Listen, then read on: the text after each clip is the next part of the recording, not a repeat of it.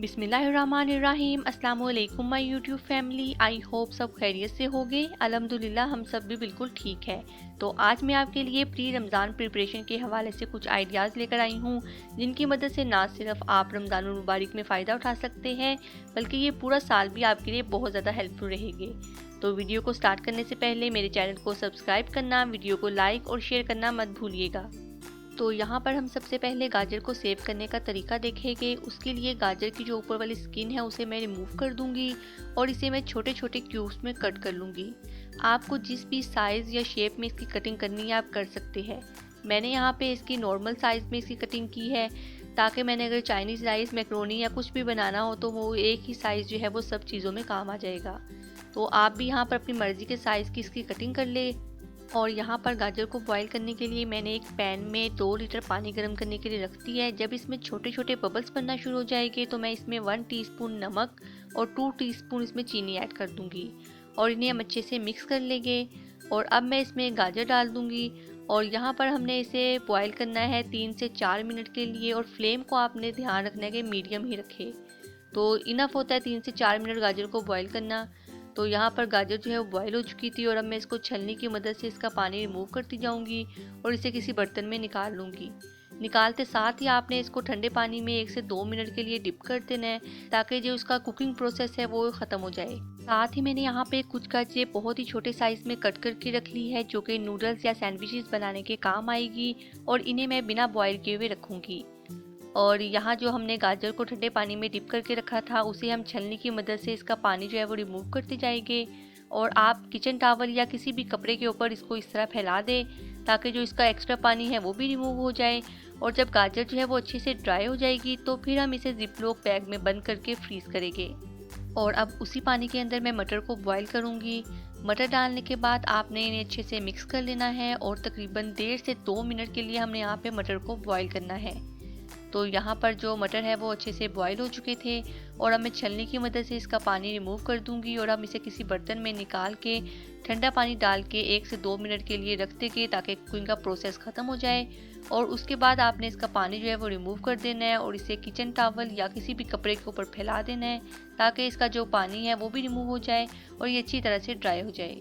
और यहाँ पर अब मैं फूल गोभी को बॉईल करूँगी। उसके लिए मैंने 3 किलो फूल गोभी ली थी, जिसको आपने अच्छी तरह से देख के कट करना है कि इसमें कोई कीड़ा वगैरह ना लगा हो। और फिर इस ठंडे पानी से वॉश करने के बाद आपने इसके एक एक फूल को इस तरह से सेपरेट कर लेना है। और अब उसी पहले वाले पानी में मैं गोभी को डाल के बॉईल कर लूँगी।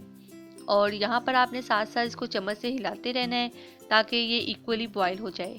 और किसी भी वेजिटेबल को आपने कभी भी एक्स्ट्रा बॉईल नहीं करना, उससे ये होता है कि सारी इफादियत जो है वो इसकी पानी में ही निकल जाती है, तो पीछे ही आपके पास कुछ बचता ही नहीं है। तो हर सब्ज़ी को बॉईल करने का एक टाइम होता है, आपने उस टाइम से ज़्यादा बॉईल नहीं करना।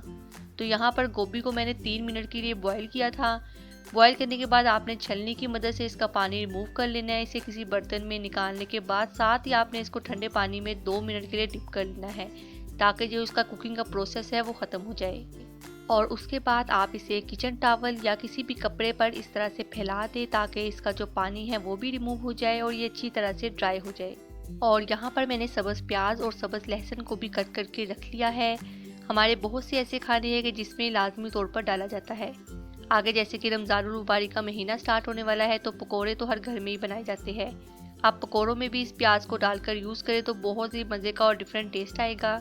इसके अलावा सब्ज़ प्याज, सब्ज़ लहसुन और अदरक डाल के एक सालन तैयार किया जाता है, जो कि जोड़ों के दर्द के लिए बहुत मुफीद होता है और उसका टेस्ट जो है वो भी बहुत मज़े का होता है। तो यहाँ पर मैंने प्याज और लहसुन को कट करने के बाद जिप-लॉक पैक में बंद करके रख लिया है, ताकि मैं इसे ज़्यादा टाइम के लिए स्टोर कर सकूँ और यूज़ कर सकूँ। और यहाँ पर वेजिटेबल्स जो थी वो ड्राई हो चुकी थी और इन्हें मैंने जिप-लॉक पैक में बंद करके रख लिया है। एक पैकेट मैंने यहाँ मिक्स वेजिटेबल का बना लिया था और बाकी वेजिटेबल्स को मैंने सेपरेट पैक कर दिया था। और अब यहाँ पे मैं शिमला मिर्च की कटिंग कर लूँगी। शिमला मिर्च का ऊपर वाला पार्ट जो है वो आपने रिमूव कर देना है और अपनी मर्ज़ी के साइज़ और शेप के मुताबिक इसकी कटिंग कर लेनी है। यहाँ मैंने नॉर्मल साइज़ की इसकी कटिंग की है, ताकि हर तरह के चाइनीज़ खानों में ये एक ही तरह का साइज़ चल जाए। आप अपनी मर्ज़ी के हिसाब से इसकी कटिंग कर लें और उसके बाद यहाँ पे मैं इसे जिप-लॉक पैक में बंद करके रख लूँगी। आप शिमला मिर्च को भी जिप-लॉक पैक में बंद करके 6 से 8 माह के लिए फ्रीज़र में फ्रीज़ कर सकते हैं। अच्छा, जो हम शिमला मिर्च को फ्रीज़ करेंगे उसके बीज जो है वो आपने रिमूव कर देने हैं। मेरे पास जो शिमला मिर्च थी वो बिना बीज के थी, तो इस वजह से मैंने उसकी वैसे ही कटिंग कर ली। और अब यहाँ पे मैं बंद गोभी की कटिंग कर लूँगी। इसकी कटिंग भी आप अपनी मर्ज़ी के साइज़ और शेप के मुताबिक कर सकते हैं। बंद गोभी को कट करने के बाद इसे भी हम ज़िप-लॉक बैग में बंद करके रख लेंगे। आप बंद गोभी को भी फ्रीज़र में 6 से 8 माह के लिए फ्रीज़ करके रख सकते हैं, और जब आपने इसे यूज़ करना हो निकाला और यूज़ कर लिया। तो यहाँ पर मैंने तमाम वेजिटेबल्स को ज़िप-लॉक बैग में बंद करके रख लिया है, और अब हम इन्हें फ्रीज़र में 6 से 8 माह के लिए फ्रीज़ करके रख सकते हैं। एक छोटी सी टिप जो है आज की वीडियो की थी कि बॉईल करते वक्त जो हमने इसमें चीनी ऐड की थी उससे ना ही इसका टेस्ट और कलर चेंज होगा, और इसके अलावा जो वेजिटेबल्स है वो आपस में जुड़ेगी नहीं, अलग-अलग रहेगी। यही छोटी छोटी टिप्स और ट्रिक्स होती है कि जिनको हम फॉलो करें तो हमारी ज़िंदगी जो है वो बहुत ही आसान हो जाती है।